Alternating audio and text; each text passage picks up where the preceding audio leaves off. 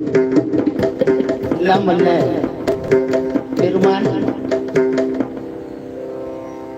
மாணிக்கவாசக பெருமான் தன்னை உருகி உருகி அந்த உருக்கத்தின் காரணமாக இறைவனுடைய அருளை தொடர்ந்து பெற்று வரக்கூடிய அற்புதமான திருவாசகம். இந்த திருவாசகம் இறைவனை அழுதால் உன்னை பெறலாமே என்று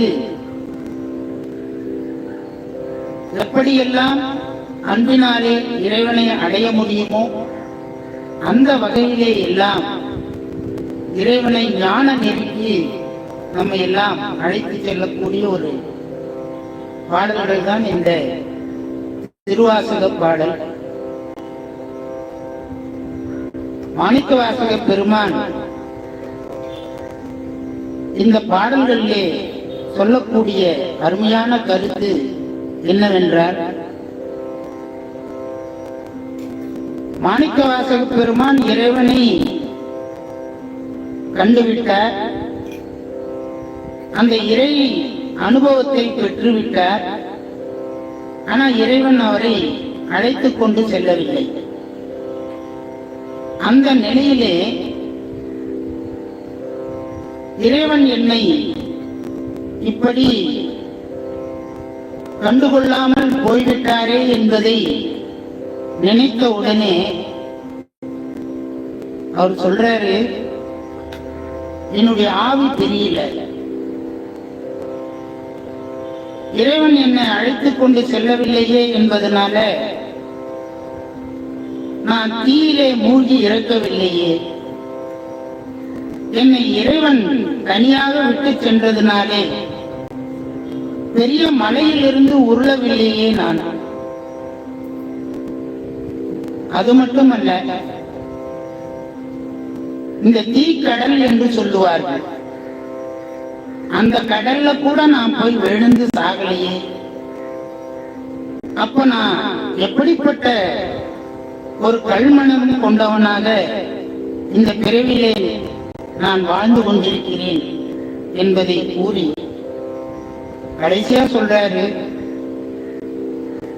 இந்த உயிரை நான் வளர்க்கின்ற பொருட்டு தினமும்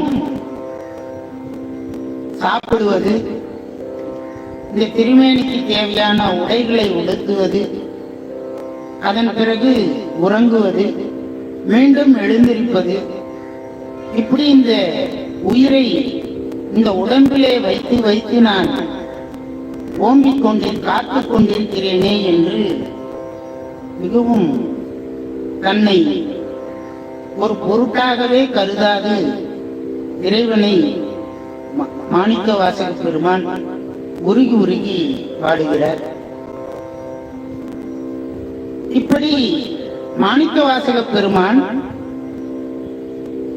தன்னை ஆட்கொண்டு தன்னை இப்படி விட்ட நிலையிலேயும் இந்த இறைவனுக்கு நான் என்ன கைமாறு செய்வது, அந்த கைமாறு செய்வதனாலே இறைவன் எப்படிப்பட்டவனாக எனக்கு மீண்டும் காட்சி கொடுப்பார் என்பதையெல்லாம் அடுத்த தலைப்பின் கீழே, கைமாறு கொடுத்தல் என்ற தலைப்பின் கீழே,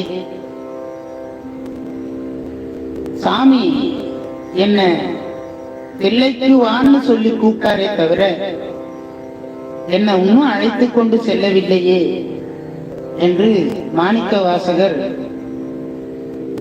தன்னை மீண்டும் ஒரு அருமையான ஒரு பதிகத்திற்கு நம்மை எல்லாம் அழைத்து செல்லுகிறார். அந்த பதிகத்தினை நாம் இப்பொழுது விண்ணப்பம் செய்வோம்.